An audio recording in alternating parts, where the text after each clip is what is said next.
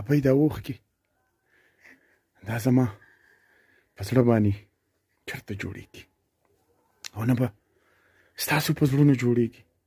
ابۍ هماغه دروازې ته ګوري چې څوک به راشي او زما به تپوس وکړي. ابۍ مې ګوري هغه دروازې ته چې څوک به مې تپوس وکړي. ابۍ به څوک تپوس کوي؟ ابۍ تپوس به څوک کوي؟ ابۍ یو الله تپوس کوي. نور ډېره ګرانه ده که نه؟ څوارلس کاله ژوند او بیا په کمره کې او بیا په کور کې او بیا سړی پردي در ته ناستي. که چا سره وړه خو به وخورم، که چا سره نه وړه جو دغه شان ډېره ګرانه یې ابۍ. خدای دې څوک نه مجبوروي. ګیس هم راوړی ابۍ، دا ګیس هم راوړی دی ابۍ. دا ګیس چې کوم دی دا نوی دی که نه؟ نو دا چې کله سټارټېږي نو اینه د قډق وکړي د دې نه به یارېږي نه. خوشحاله یم خدای دې ولره دې بدلې یو فصله ورکړي. ډېره ورته خوشحاله دی ګیس که نه نو خوشحاله ورته یم چې توده یم ورته که نه. نه نه تا خو بله ورځ وې که نه چې ګیس یي نو زه به توده یم که نه چې سکارئ. نو اوس خو هغه ګیس هم راغی نو ته به دعاګانې کوې او خوشحاله. دغه 2 3 4 او 5 ابۍ دا چې چا رالیږلي چې صرف هغه سړي ته پته ولګي چې دا پیسې زمونږ ابۍ ته ورسېدې. مسلمانانو وروڼو 14 کاله وشو په دې کور کې زمونږ یو تورسري بوډۍ چې د 14 کالو راسي په دې کور کې یوازې ژوند تېری د بېوسۍ او د بې اسرۍ ژوند تېری. هغه ورځ مونږ راغلي وو ابۍ یخني کېده او وی چې زمونږ یخني کېږي او ماله په دې ژمي کې د سکرو بندوبست وکړئ. نو ابۍ له د سکرو په ځای باندې مسلمانانو وروڼو مونږ دغه ګیس راوړو. ورسره هم 15,000 روپۍ د سواتي فاونډیشن د طرفه راوړي.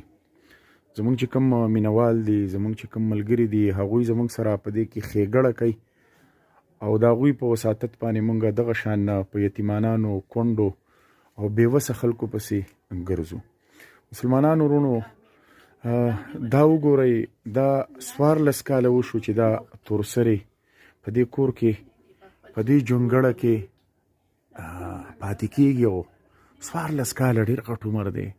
سړی خوشحالي ونه ویني، سړی خپل ونه ویني، سړی خپلوان ونه ویني، سړی بېوسي ویني او سړی صرف دا ویني چې که چا سره وړه جو به وخورم او که چا سره نه وړه جو به نه خورم. دا هم ډېره ګرانه زندګي ده، ډېر ګران ژوند دی مسلمانانو وروڼو. سړی به تر کمې پورې پردي لاس ته ناسي، تر کمې پورې به سړی د بل در ته ناسي. ابۍ خو 14 کاله په دې کور کې تېر کړي دي پردي انګولي ته، پردي کپړو ته او پردي خیرات او زکات ته. مسلمانانو وروڼو دا ځینې خبرې د سوچ دي، دا د فکر دي، دا د دې ګیس خبرې نه دي چې مونږ ګیس راوړو ابۍ له هم ورکړو. داسې تورسري 14 کالو نه په یو کور کې اویک کې یوازې او بیا په دې جونګړه کې ابۍ دا اوښکې دا زما په زړه باندې چېرته جوړېږي او نه به ستاسو په زړونو جوړېږي. ابۍ هماغه دروازې ته ګوري چې څوک به راشي او زما به تپوس وکړي. ابۍ مې ګوري هغه دروازې ته چې څوک به مې تپوس وکړي. ابۍ به څوک تپوس کوي؟ ابۍ تپوس به څوک کوي؟ ابۍ یو الله تپوس کوي. نور ډېره ګرانه ده که نه؟ 14 کاله ژوند او بیا په کمره کې او بیا په کور کې او بیا سړی پردي در ته ناستي.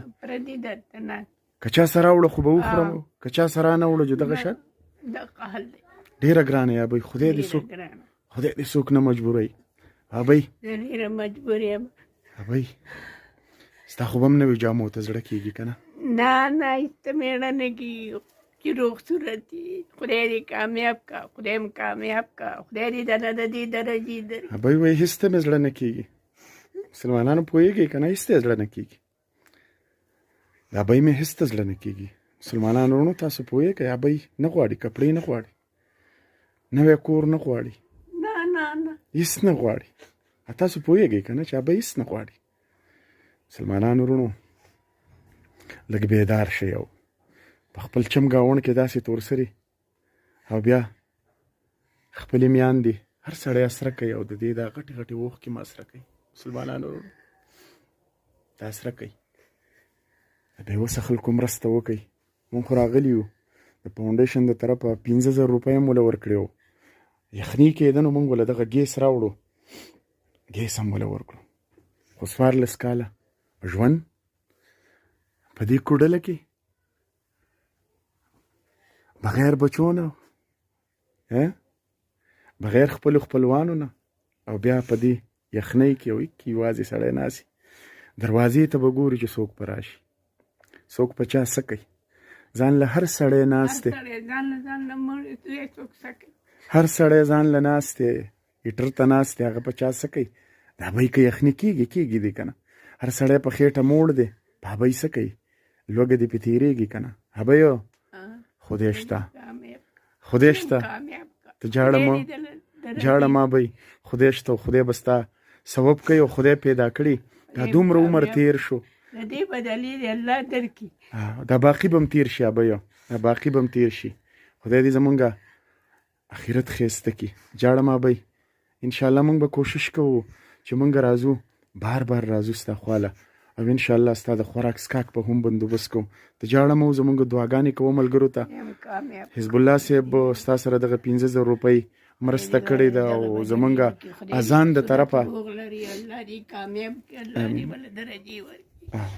بس ابۍ مونږ ته نه اجازه اخلو. انشاءالله مونږ به بار بار راځو ستا خواله، به بار بار راځو ابۍ، ستا خواله به راځو.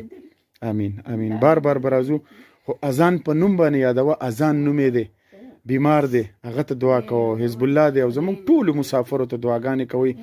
مسلمانانو ورونو، د هبۍ جړا او د هبۍ اوښکې تاسو پوهېږئ، زه درته نه وایم، تاسو پوهېږئ. په لوی الله سپارم، د الله په امان.